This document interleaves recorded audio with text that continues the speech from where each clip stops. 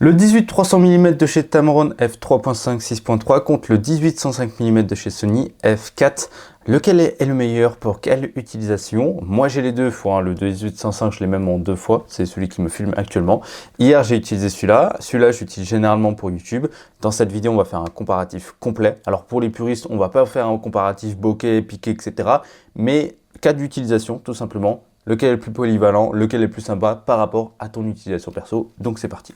Quand on fait un comparatif, tout simplement, on compare les specs au début. 18-105 mm, c'est déjà pas mal en termes de focale. 18-300 mm, là on est vraiment sur un autre level. Là on a toutes les plages focales disponibles, sauf l'ultra animalier, mais 300 mm c'est déjà énorme pour faire de l'animalier.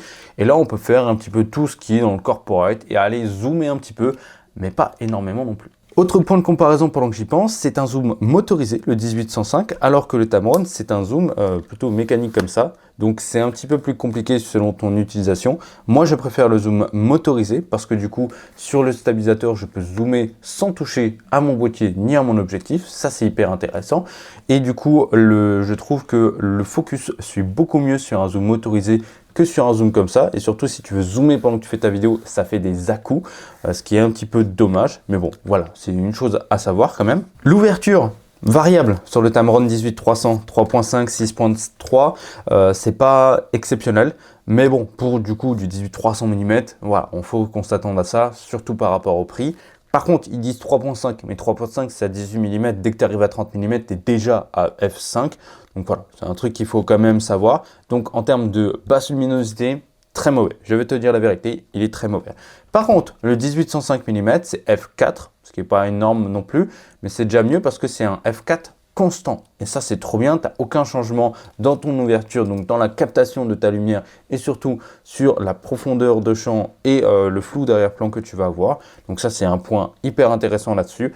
Moi, je préfère un f4 fixe plutôt qu'un 3.5 6.3. Donc voilà, ça c'est quelque chose qu'il faut quand même mentionner. En termes de stabilisation, ils disent que les deux objectifs sont stabilisés. Lui, le 18-105, on a du OSS de chez Sony, donc l'Optical Steady Shot.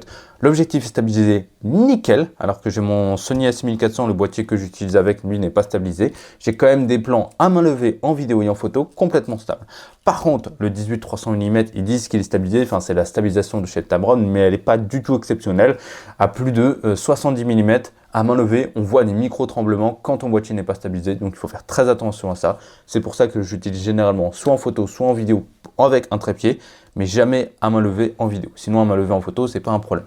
Par contre, dès que tu zoomes à 300 mm, là, ça va trembler, peu importe ce qui se passe. Même des fois, si tu es sur un trépied et qu'il y a du vent, ça tremble, mais sinon, si ça tremble pas, il n'y a pas de souci là-dessus. Il faut faire attention quand même. Si on parle de poids, évidemment, le 18-105 sera beaucoup plus léger que le 18-300 mm. C'est normal, mais encore une fois, l'avantage du 18-300 mm, c'est sa polyvalence. Le 18-105 mm, tu peux l'emporter un petit peu partout, faire un petit peu tout type de prestations, mais dès que tu vas avoir besoin de zoomer beaucoup pour aller chercher un sujet qui est plutôt loin, voire limite de l'animalier, tu vas devoir changer d'objectif et prendre par exemple un 70-200 mm ou directement, je sais pas, on pourrait avoir un 200-600 mm. Alors qu'avec celui-ci, le 18-300 mm, tu n'as pas besoin de changer d'objectif. Donc certes, il est plus lourd à l'unité, mais du coup, ça fait moins cher à l'achat d'objectifs différents et moins de poids dans ton sac à dos quand tu pars en vacances, etc. Donc en termes de polyvalence, il est beaucoup plus polyvalent. 18 mm pour faire du grand angle, ensuite du 50 pour le portrait, le 100 c'est la limite de celui-ci, et ensuite on peut aller jusqu'à 300 mm, ce qui est absolument énorme. Donc on a une polyvalence absolument monstre. Si on parle de qualité d'image pure, je peux te dire le Sony 18-105 mm bat le Tamron 18-300 mm. Voilà, j'ai pas de preuves, mais c'est juste par expérience que j'ai vu que ça allait un petit peu mieux. Donc, mais ça se joue vraiment à un poil de cul à la limite. Et moi, je suis pas un puriste qui regarde le bokeh, le piqué en qui zoom pixel par pixel. Je suis pas ce genre de puriste-là.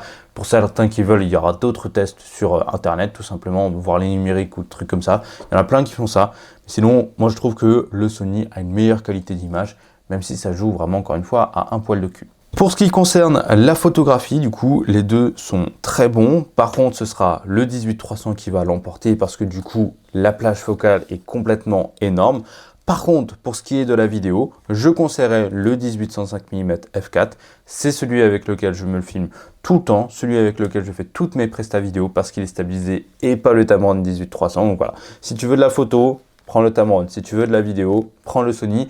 Si tu veux les deux, lequel est-ce que je te conseillerais entre les deux? Si tu veux faire de la photo et de la vidéo, je te conseillerais de partir sur le 18-105 mm, même si tu vas manquer une énorme plage focale. Ça va te dépendre de tes besoins en termes de photographie. Est-ce que tu as besoin vraiment de zoomer à chaque fois ou pas? Ça va être à toi de voir. Pour moi, ce sont vraiment deux très bons objectifs qui ont chacun leur particularité. Encore une fois, full photo, 18-300 mm de chez Tamron, sans problème. Photo et vidéo, Sony, vidéo, Sony. En termes de prix, à combien est-ce que tu peux les retrouver? Alors j'ai trouvé les liens dans la description qui vont t'amener directement sur Amazon. Le Tamron, je l'ai trouvé à 540 €, ce qui est vachement pas cher du tout pour ce que c'est finalement. Pour toute la polyvalence que tu vas pouvoir avoir et surtout en fait pour le fait de n'acheter qu'un seul objectif, ce qui est vraiment pas mal du tout. Et le 18-105 mm f4 de chez Sony, il est à 410 € encore une fois chez Amazon, ce qui est un petit peu cher, mais c'est un objectif qui est de très très bonne qualité. C'est juste le f4 constant qui est un petit peu dommage. On aurait aimé avoir un f2.8 et tout, mais si tu as du 2.8, il faut directement taper dans le 900, 1000, 1200 € à chaque fois. Et il n'y a pas tout le monde qui a un budget, un SMIC à mettre dans un objectif. Donc voilà un petit peu pour cette vidéo. Si tu as l'un des deux, n'hésite pas à me donner ton avis dans les commentaires. Sinon, abonne-toi à la chaîne, ça me fait toujours plaisir. Et si tu veux acheter l'un des deux, passe par les liens dans la description qui t'amèneront directement chez Amazon. Comme ça, si tu l'aimes pas, tu le renvoies et ça, c'est pas du tout un souci. Voilà, je te fais de gros bisous et à très vite.